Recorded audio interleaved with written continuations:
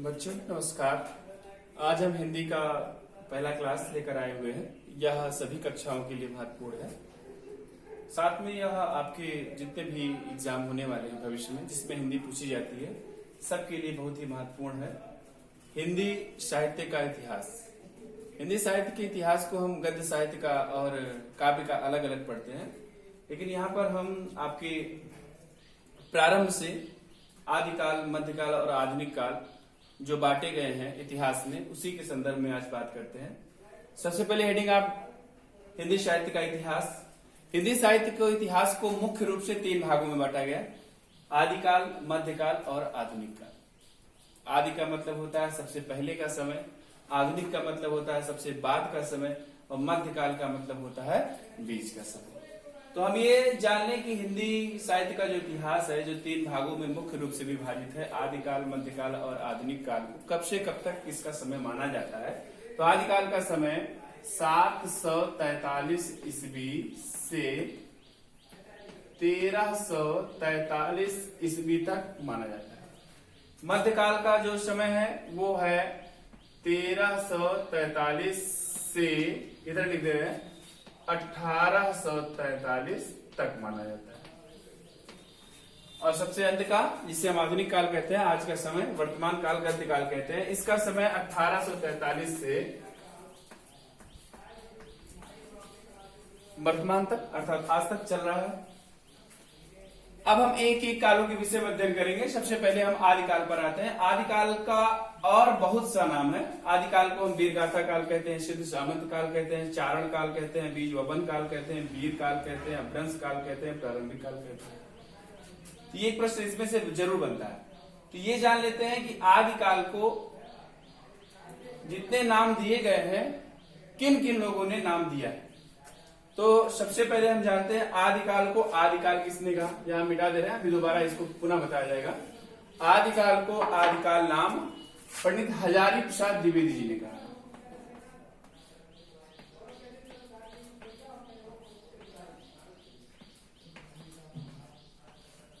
आदिकाल को आदिकाल हजारी प्रसाद द्विवेदी जी ने कहा है। और आदिकाल को वीरगाथा काल रामचंद्र शुक्ल जी ने कहा है।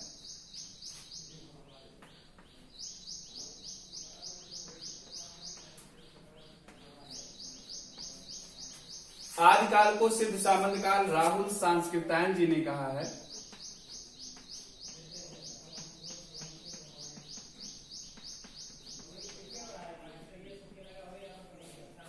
आदिकाल को चारण काल, यहां पर हम 2 लोगों का नाम लेना चाहेंगे, जॉर्ज गियर्सन और डॉक्टर रामकुमार वर्मा। इन दोनों लोगों ने आदिकाल को चारण काल कहा है। पहले हैं जॉर्ज गियर्सन और दूसरे हैं रामकुमार वर्मा। बीज वपन काल किसने कहा? आदिकाल को बीज वपन काल महावीर प्रसाद द्विवेदी जी ने कहा है।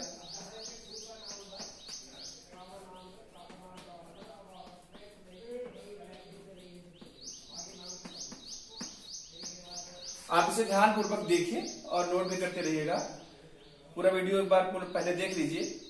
अच्छा, अगर आगे चलते हैं, बीज वपन काल के बाद है वीर काल। आदिकाल को वीर काल किसने कहा? जी, आदिकाल को वीर काल विश्वनाथ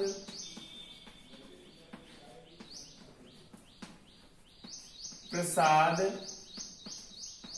मिश्र जी ने कहा, या विश्वनाथ मिश्र हम कह सकते हैं। आदिकाल को अपभ्रंश काल किसने कहा? आदिकाल को अपभ्रंश काल चंद्रधर शर्मा गुलेरी जी ने कहा है। यहां लिख देने सामने, चंद्रधर शर्मा गुलेरी जी ने आदिकाल को अपभ्रंश काल कहा। अगली बचता है प्रारंभिक काल। आदिकाल को प्रारंभिक काल मिश्र बंधु ने कहा है। इसे भी आप लिख लीजिएगा। आदिकाल को प्रारंभिक काल मिश्र बंधु ने कहा है। ये आदिकाल के नामों के विषय में चर्चा हो गई। आदिकाल के जितने भी नाम दिए गए हैं, इन नामों में अलग अलग लेखकों ने दिए हैं और सबकी समय सीमा भी अलग अलग निर्धारित की गई है। आदिकाल को आदिकाल हजारी प्रसाद द्विवेदी जी ने, आदिकाल को वीरगाथा काल रामचंद्र शुक्ल ने, आदिकाल को सिद्ध सामंत काल राहुल सांस्कृत्यायन जी ने, आदिकाल को चारण काल जॉर्ज गियर्सन और डॉक्टर रामकुमार वर्मा जी ने, आदिकाल को बीज वपन काल महावीर प्रसाद द्विवेदी जी ने, आदिकाल को वीर काल विश्वनाथ प्रसाद मिश्र जी ने, आदिकाल को अभ्रंश काल चंद्रदत्त शर्मा गुलेरी जी ने और आदिकाल को आरंभिक काल मिश्र बंधु जी ने कहा है। ये आदिकाल के नाम के विषय में हो गया। इसके अलावा हम चलते हैं मध्यकाल की, जिसकी समय सीमा ये बताई गई कि 1343 से लेकर के 1843 तक मानी जाती है। मध्यकाल को पुनः दो भागों में विभाजित किया गया। पहला भाग है पूर्व मध्यकाल, दूसरा है उत्तर मध्यकाल। मतलब पहले का मध्यकाल, बाद का मध्यकाल। पूर्व मध्यकाल को हम भक्ति काल के नाम से जानते हैं, स्वर्ण काल के नाम से जानते हैं और लोक जागरण काल के नाम से जानते हैं। जी, भक्ति काल को या पूर्व मध्यकाल को भक्ति काल नाम जो दिया था वो रामचंद्र शुक्ल जी ने दिया था। इसे भी आप लिख लीजिएगा, बहुत ही महत्वपूर्ण है।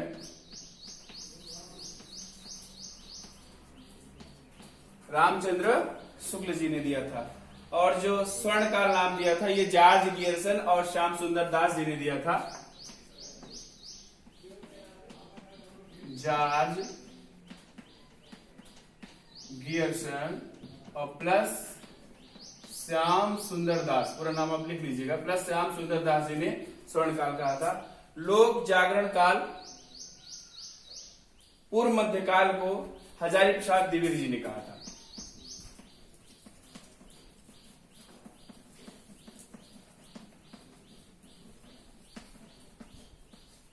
हजारी प्रसाद द्विवेदी जी ने कहा था। चर्चा आप करते रहिए और ध्यानपूर्वक वीडियो को देखते रहिए कि पूर्व मध्यकाल को हम भक्ति काल, स्वर्ण काल और लोक जागरण काल के नाम से जानते हैं। भक्ति काल आचार्य रामचंद्र शुक्ल जी ने कहा है, स्वर्ण काल जॉर्ज गियर्सन और श्याम सुंदर दास जी ने कहा है और लोक जागरण काल हजारी प्रसाद द्विवेदी जी ने कहा है। मध्यकाल के दूसरे भाग पर चलते हैं। मध्यकाल का जो दूसरा भाग है उसे हम कहते हैं रीतिकाल। रीतिकाल का ही नाम श्रृंगार काल है और अलंकृत काल है। हम ये जान लेते हैं कि रीतिकाल को रीतिकाल नाम किसने दिया। जी, रीतिकाल या उत्तर मध्यकाल को रीतिकाल रामचंद्र शुक्ल जी ने कहा है। राम चंद्र शुक्ल जी ने कहा है। और रीतिकाल को श्रृंगार काल विश्वनाथ प्रसाद मिश्र जी ने कहा है। विश्वनाथ प्रसाद मिश्र जी ने कहा है। और रीतिकाल को अलंकृत काल मिश्र बंधुओं ने कहा है। मिश्र बंधुओं ने आपके उत्तर मध्यकाल को अलंकृत काल के नाम से बताया है। अब आपका जो आखिरी काल बचता है, जिसे हम आधुनिक युग कहते हैं, जिसे हम गद्य काल कहते हैं, जिसे हम वर्तमान काल कहते हैं, तो आप इसके विषय में जान लीजिए कि आधुनिक काल को आधुनिक काल डॉक्टर रामकुमार वर्मा जी ने कहा है और गद्य काल रामचंद्र शुक्ल जी ने कहा है। इसको आधुनिक काल यहाँ पर राम कुमार वर्मा जी और गद्य काल का नाम जो दिया है वो राम चंद्र शुक्ल जी ने दिया है। और जो वर्तमान काल नाम दिया है वो मिश्र बंधुओं ने दिया है। मिश्र बंधु ने दिया। देखिए, अब हम यहाँ नामकरण के विषय में पूरा पढ़ चुके हैं। एक बार इसे हम दोहरा लेते हैं। दोहराने के बाद हम एक एक कालों का शुरू से अध्ययन करेंगे। हिंदी साहित्य का इतिहास मुख्य रूप से 3 भागों में विभाजित किया गया, आदिकाल, मध्यकाल और आधुनिक काल। मध्यकाल को 2 भागों में विभाजित किया गया, पूर्व मध्यकाल अर्थात पहले का मध्यकाल, उत्तर मध्यकाल अर्थात बाद का मध्यकाल। और आधुनिक काल जो कि 1843 से आज तक चला आ रहा है, ये तीसरा काल है। आदिकाल के नामों पर आते हैं। आदिकाल को आदिकाल, वीरगाथा काल, सिद्ध सामंत काल, चारण काल, बीज वपन काल, वीर काल, अभ्रंश काल और प्रारंभिक काल कहते हैं। आदिकाल को आदिकाल हजारी प्रसाद द्विवेदी जी ने, आदिकाल को वीरगाथा काल रामचंद्र शुक्ल जी ने, आदिकाल को सिद्ध सामंत काल राहुल सांस्कृत्यायन जी ने, आदिकाल को चारण काल जॉर्ज गियर्सन और डॉक्टर रामकुमार वर्मा जी ने, आदिकाल को बीजवपन काल महावीर प्रसाद द्विवेदी जी ने, आदिकाल को वीर काल विश्वनाथ प्रसाद मिश्र जी ने, आदिकाल को अभ्रंश काल चंद्रदत्त शर्मा गुलेरी जी ने और आदिकाल को आरंभिक काल मिश्र बंधुओं ने कहा है। मध्यकाल पर आते हैं। मध्यकाल की जिसकी समय सीमा 1343 से 1843 तक मानी जाती है। मध्यकाल को दो भागों में विभाजित किया गया है। पहला भाग है पूर्व मध्यकाल, दूसरा है उत्तर मध्यकाल। पूर्व मध्यकाल को हम भक्तिकाल, स्वर्णकाल और लोक जागरण काल के नाम से जानते हैं। पूर्व मध्यकाल को भक्तिकाल रामचंद्र शुक्ल जी ने कहा है। पूर्व मध्यकाल को स्वर्णकाल जॉर्ज गियर्सन और श्याम सुंदर दास जी ने कहा है। पूर्व मध्यकाल को लोक जागरण काल हजारी प्रसाद द्विवेदी जी ने कहा है। तीसरा आते हैं उत्तर मध्यकाल। उत्तर मध्यकाल को रीतिकाल, श्रृंगार काल और अलंकृत काल के नाम से जाना जाता है। उत्तर मध्यकाल को रीतिकाल रामचंद्र शुक्ल जी ने कहा है। उत्तर मध्यकाल को श्रृंगार काल विश्वनाथ प्रसाद मिश्र जी ने कहा है और उत्तर मध्यकाल को अलंकृत काल मिश्र बंधुओं ने कहा है। आधुनिक काल को आधुनिक काल नाम जो दिया है वो डॉक्टर रामकुमार वर्मा जी ने दिया है और उनके साथ में गणपति चंद्रगुप्त जी ने भी कहा है उन्हें आधुनिक काल। और गद्य काल नाम जो दिया है वो रामचंद्र शुक्ल जी ने दिया है और वर्तमान काल नाम जो दिया है मिश्र बंधुओं ने दिया है। इसके बाद हम इस वीडियो के दूसरे चरण पर चलते हैं।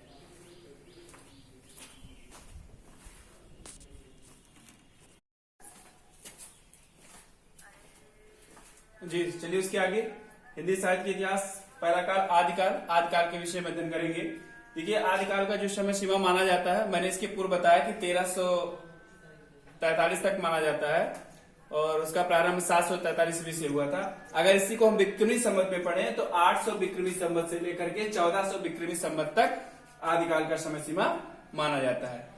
और अगर आप कंफ्यूज ना हो तो ये बता दें कि विक्रमी संवत और सन में 57 वर्ष का फर्क होता है। जैसे कि 743 ये आपका ईस्वी था, इसमें अगर हम 57 प्लस कर देते हैं तो ये 800 आपका विक्रमी संवत बन जाता है। तो उसी तरीके से 800 विक्रमी संवत से लेकर 1400 विक्रमी संवत तक आदिकाल का समय माना जाता है। रामचंद्र शुक्ल के अनुसार रामचंद्र शुक्ल जी आदिकाल के समय को 1050 विक्रमी संवत से 1375 विक्रमी संवत तक मानते हैं। डॉक्टर रामकुमार वर्मा जी 1000 विक्रमी संवत से 1375 विक्रमी संवत तक मानते हैं। मिश्र बंधु 643 ईस्वी से लेकर के 1387 ईस्वी तक आदिकाल की समय सीमा को मानते हैं। बहुत से लोगों का है, लेकिन तीन मुख्य लेखों के विषय मैंने आपको बता दिया। आइए आदिकाल के काव्य के विषय में चलते हैं। आदिकाल की जो रचनाएं हुई थी मुख्यतः 4 रूपों में पाई जाती हैं। पहला रूप था कि सिद्ध साहित्य एवं नाथ साहित्य, दूसरा जैन साहित्य, तीसरा चारणी साहित्य और चौथा प्राकीर्णक साहित्य। इन 4 साहित्यों के अंतर्गत आदिकाल की रचनाओं को बांटा गया है। तो हम यहाँ पहले आ जाते हैं सिद्ध साहित्य के ऊपर। इतना आप नोट कर लीजिए, नहीं तो स्क्रीनशॉट ले लीजिए, इसे हम मिटाना चाहेंगे, तब एक एक काल के विषय में अध्ययन करेंगे हम।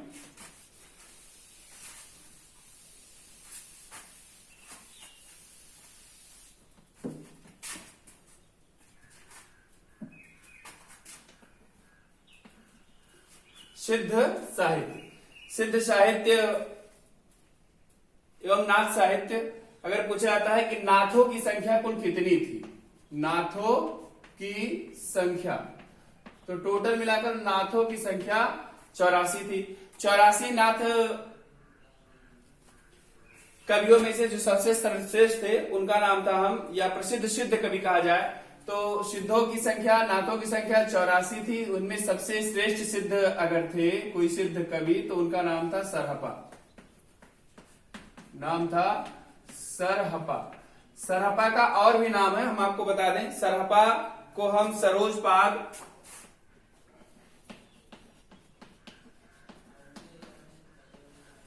सरहपा को हम सरोजबद्ध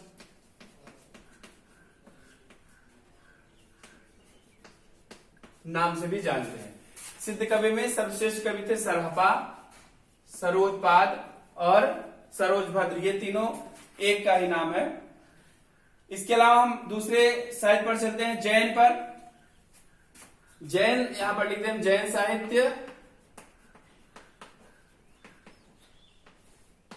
जो जैन साहित्य के सर्वश्रेष्ठ कवि थे उनका नाम था स्वयंभू और दूसरे का नाम है पुष्पदंत। इसके अलावा घनपाल। एक बार हम पुनः आपको बता दें कि सिद्ध साहित्य एवं नाथ साहित्य, जैन साहित्य, चारणी साहित्य और प्रकीर्णक साहित्य, इन 4 प्रकार के साहित्यों में आदिकाल की रचनाओं को बांटा गया है। सबसे पहले सिद्ध साहित्य एवं नाथ साहित्य। सिद्ध जो कवियों की संख्या थी, संतों की संख्या थी, वो 84 थी। उन 84 में सबसे श्रेष्ठ सिद्ध अगर कोई थे तो सरहपा थे। सरहपा को हम सरोजपाद और सरोजभद्र के नाम से भी जानते हैं। इसके अलावा डोमिपा, कुकुरिपा, लुईपा इत्यादि, अर्थात जिनके नाम के आगे पा शब्द लगा होता है वे सभी नाथ की संख्या में आते हैं। दूसरा है जैन साहित्य। जैन साहित्य में जो मुख्य कवि हैं स्वयंभू, पुष्पदंत और धनपाल हैं। इसके अलावा तीसरा आते हैं चारणी साहित्य। तीसरा है आपका चारणी साहित्य। चारणी साहित्य को यदि हम रासो ग्रंथ कहें तो उचित भी होगा, रासो ग्रंथ। और रासो ग्रंथ में आप अगर मुख्य रूप से चारणी साहित्य में कवियों का नाम लिखना चाहेंगे तो आप यहां लिख सकते हैं कवि चंद बरदाई,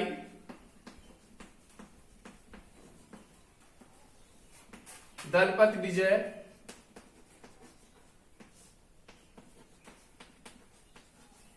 जगनिक इत्यादि। बहुत से नाम हैं, सब जानते होंगे, ज्यादातर लोग पढ़े हैं इसको। और अगला है आपका प्रकीर्णक साहित्य। प्रकीर्णक साहित्य जो कि आदिकाल के अंत में आता है और इसमें अगर हम श्रेष्ठ कवि का नाम बताएं तो इसमें आप कर सकते हैं अमीर खुसरो, जिन्हें हम खड़ी बोली का जनक भी मानते हैं। इसके अलावा विद्यापति,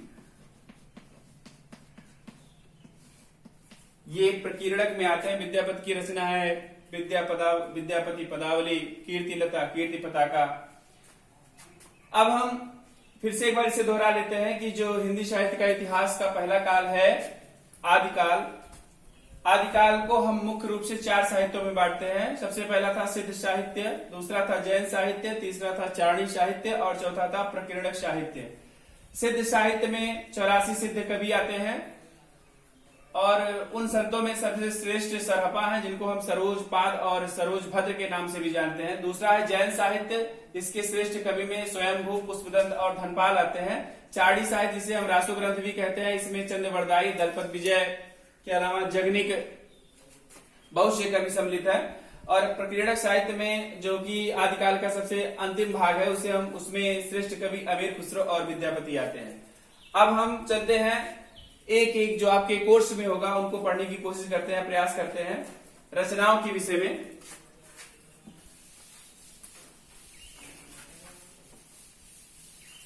आदिकाल की प्रमुख रचना।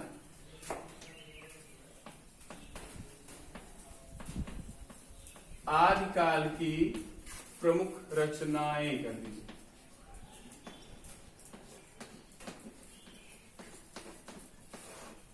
आदिकाल की प्रमुख रचनाएं। सबसे पहली रचना अगर हम लिखें तो लिखेंगे पृथ्वी राज रासो।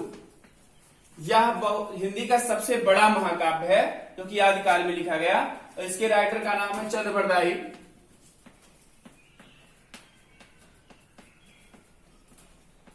चंद बरदाई पृथ्वीराज चौहान के दरबारी कवि थे और इनके द्वारा ही पृथ्वीराज रासो लिखा गया है, जो कि 69 समयों में विभाजित है। दूसरी रचना हम लिखेंगे खुमाड़ रासो। खुमाड़ रासो जिसके लेखक हैं, कवि हैं दलपत विजय।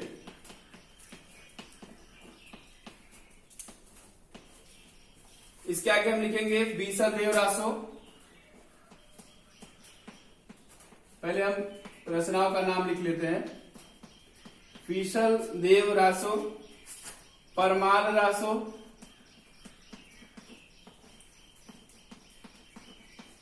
इसी परमाल रासो को हम आल्हा खंड के नाम से जानते हैं। हम यहां पर लिख दे रहे हैं परमाल रासो का दूसरा नाम जो है आल्हा खंड है। फिर हमीर रासो,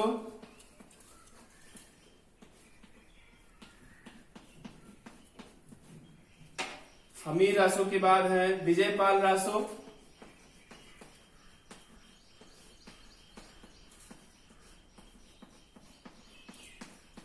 विजयपाल रासो।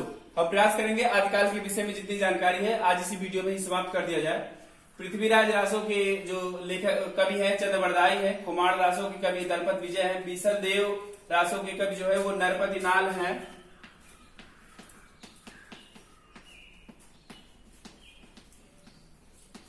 परमाल रासो के जो है जगनिक है, कवि जगनिक, और हमीर रासो की शारंगधर हैं।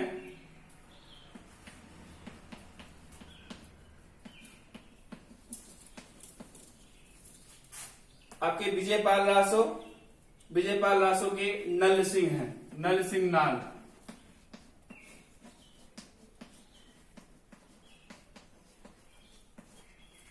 यदि आप इतना नोट कर लिए हैं इसे मिटाएंगे, इसके आगे और भी जो प्रसिद्ध दो चार रचनाएं हैं उसको भी लिखेंगे।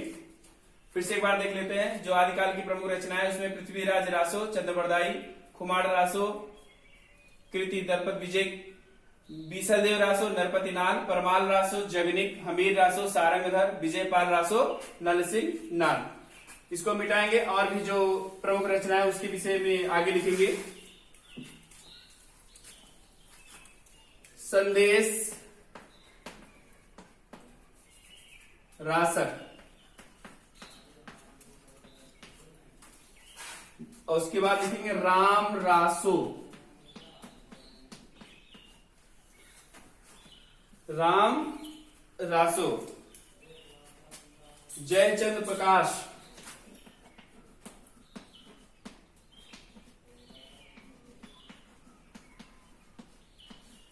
जयमयंक चंद्रिका,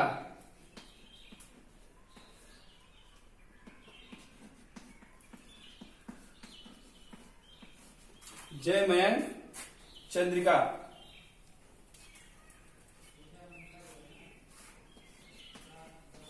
पौम चरियू, उसके बाद खालिक बारी। अंत में एक रचना और लिख दे रहे हैं कीर्ति लता। चलते हम देखते हैं कि संदेश रासक को किसने लिखा है। संदेश रासक अब्दुल रहमान की रचना है।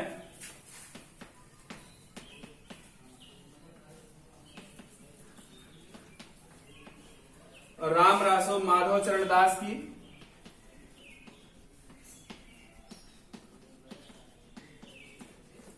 माधव चरण दास द्वारा कृति है राम रासो। और जयचंद प्रकाश ये है भट्ट केदार की।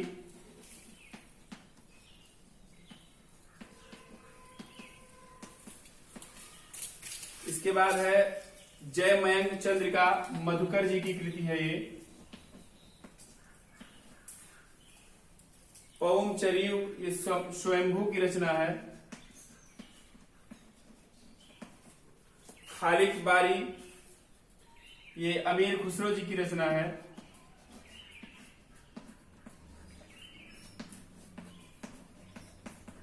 और कीर्ति लता ये विद्यापति। विद्यापति मैथिली भाषा के कवि थे, इन्हें मैथिली कोकिल के नाम से भी जाना जाता है। ये आदिकाल की प्रमुख रचनाओं के संदर्भ में बात हुई। आप इसे अच्छे तरीके से नोट कर लीजिएगा। देखिए वीडियो में ज्यादा से ज्यादा हम आपको बता सके इसलिए बहुत जल्दी बता रहे हैं। यदि आपके समझ में कोई चीज ना आए तो आप वीडियो पीछे करके भी देख सकते हैं, नहीं तो आप हमारे कमेंट बॉक्स में आप उस प्रश्न को डालिएगा, हम उसका उत्तर आपको जरूर बताएंगे। आगे हम चलेंगे कि आदिकाल की प्रमुख रचना के बाद आदिकाल की जो प्रमुख विशेषताएं हैं, प्रवृत्तियां हैं, उनके विषय में भी इसी वीडियो में हम बात कर लेते हैं।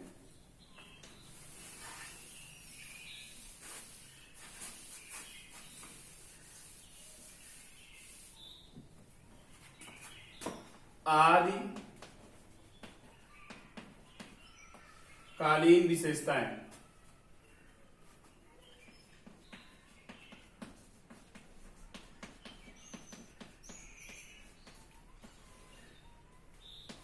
आप यहाँ आदिकाल की प्रमुख विशेषताएं लिख लीजिएगा, आदिकाल के काव्यों की प्रमुख विशेषताएं लिख लीजिएगा, हम शार्ट में लिख दिए हैं।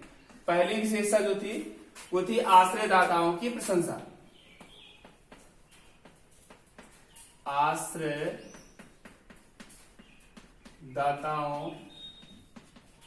की प्रशंसा। दूसरा है ऐतिहासिकता का अभाव।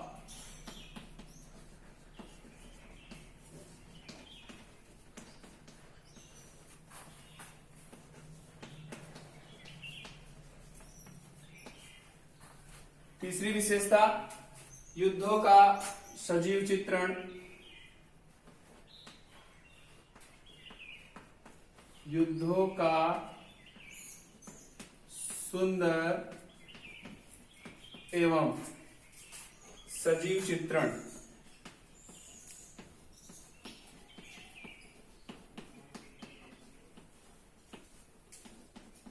चौथी जो विशेषता है वीर एवं श्रृंगार रस से युक्त रचना।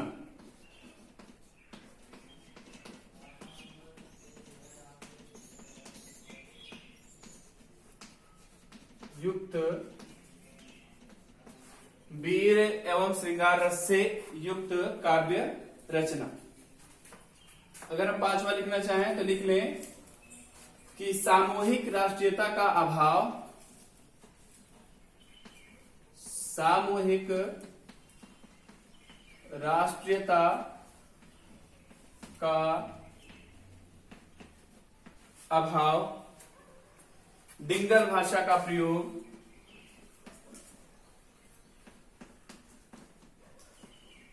डिंगल भाषा का प्रयोग। जो आठवीं विशेषता है वो हम लिख दे कि विविध प्रकार के छंदों का प्रयोग। विविध प्रकार के छंदों का प्रयोग। रासो शैली की प्रधानता, इसमें हम ये लिख दें फिर कि रासो शैली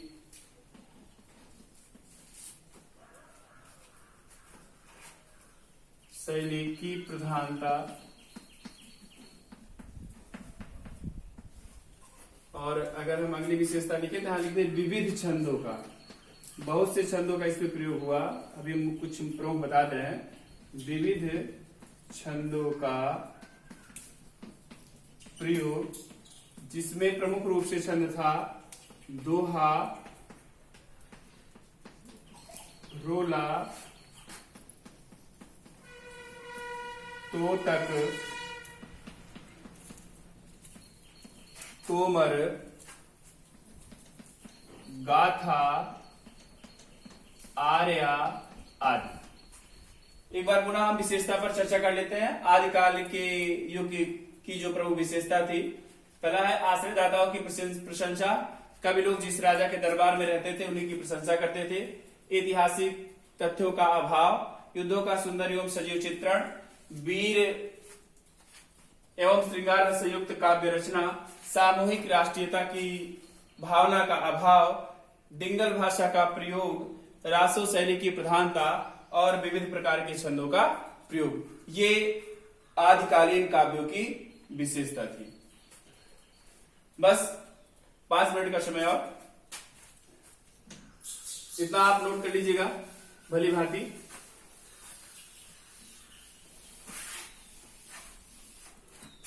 अब हम आपको बता देते हैं हिंदी का प्रथम कवि। बार बार बच्चों के द्वारा यह प्रश्न पूछा जाता है कि हिंदी का प्रथम कवि कौन है। कई लोग सरहपा को बताते हैं, कई स्वयंभू को बताते हैं, कई लोग विद्यापति को बताते हैं। तो आज हम उसके विषय में भी प्रकाश डाल देते हैं। हम हेडिंग आप डाल देते हैं यहां पर, हिंदी का प्रथम कवि। हिंदी का प्रथम कवि। देखिए हिंदी का प्रथम कवि यहां पर हम लिख देते हैं कि कौन से लेखक के द्वारा किस कवि को हिंदी का प्रथम कवि माना गया है। इसे स्वयंभू डॉक्टर रामकुमार वर्मा जी ने स्वयंभू को हिंदी का प्रथम कवि माना है। हिंदी का प्रथम कवि स्वयंभू। स्वयंभू को हिंदी का प्रथम कवि किसने माना है? डॉक्टर रामकुमार वर्मा।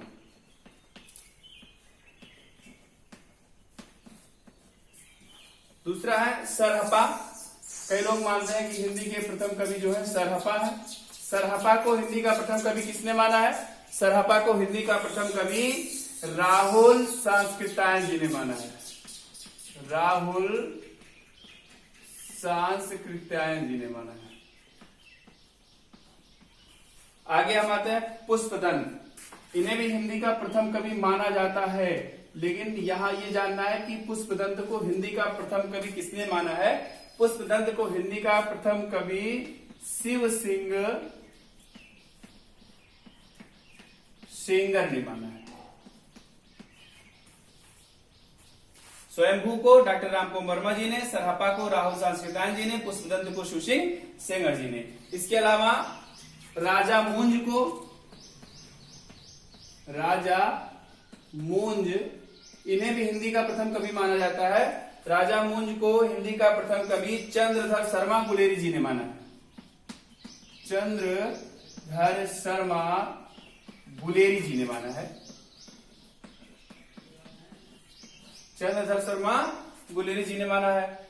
और राजा मूंज एवं भोज, इन दोनों को मिलाकर के अगर हिंदी का प्रथम कवि किसने माना है तो डॉक्टर आचार्य रामचंद्र शुक्ल जी ने। अगर हम यहां बात करें तो राजा मुंज और भोज, इनको हिंदी का प्रथम कवि रामचंद्र शुक्ल जी ने माना है। रामचंद्र शुक्ल जी ने माना है। और अब्दुल रहमान जो कि आदिकालीन कवि हैं, इनको भी प्रथम कवि माना गया है। अब्दुल रहमान को हिंदी का प्रथम कवि माना है हजारी प्रसाद द्विवेदी जी ने। हजारी प्रसाद द्विवेदी जी ने। विद्यापति को भी प्रथम कवि माना जाता है, और विद्यापति को प्रथम कवि मानने वाले का नाम है डॉक्टर बच्चन सिंह। डॉक्टर बच्चन सिंह। एक रचना थी जो जैन साहित्य की सालिभद्र रचनाकार सालिभद्र सूर्य गणपति चंद्र गुप्त जी ने उनको हिंदी का प्रथम कवि माना है। तो कई बार यह प्रश्न बच्चों के मन में रहता है कि हिंदी का प्रथम कवि कौन है। अलग अलग तरीके के अध्यापक बताते हैं, कोई स्वयंभू को बताता है, कोई सरहपा को बताता है, कोई पुष्पदंत को बताता है। तो डॉक्टर रामकुमार वर्मा के अनुसार हिंदी का जो प्रथम कवि है वह स्वयंभू है। राहुल सांस्कृत्यायन के अनुसार हिंदी के प्रथम कवि सरहपा है। शिव सिंह सेंगर के अनुसार हिंदी के प्रथम कवि पुष्पदंत है। और गुलेरी जी के अनुसार हिंदी के प्रथम कवि राजा मूंज है। और रामचंद्र शुक्ल के अनुसार राजा मूंज और भोज है। हजारी प्रसाद द्विवेदी के अनुसार अब्दुल रहमान है। और डॉक्टर बच्चन सिंह के अनुसार विद्यापति है। और डॉक्टर गणपति चंद्र गुप्त के अनुसार सालिभद्र सूर्य है। आज का वीडियो हम यहीं पर समाप्त करते हैं। आप वीडियो को बैक करके अच्छी तरीके से देख लीजिए और इसे अपनी उत्तर पुस्तिका में नोट कर लीजिएगा। और कमेंट बॉक्स में जो कोई समस्या होगी उससे आप पूछ लीजिएगा, नहीं तो आप हमारे व्हाट्सएप पर भी मैसेज कर सकते हैं। इसके बाद हम भक्ति काल के संदर्भ में अगला वीडियो अगले दिन लेकर उपस्थित होंगे।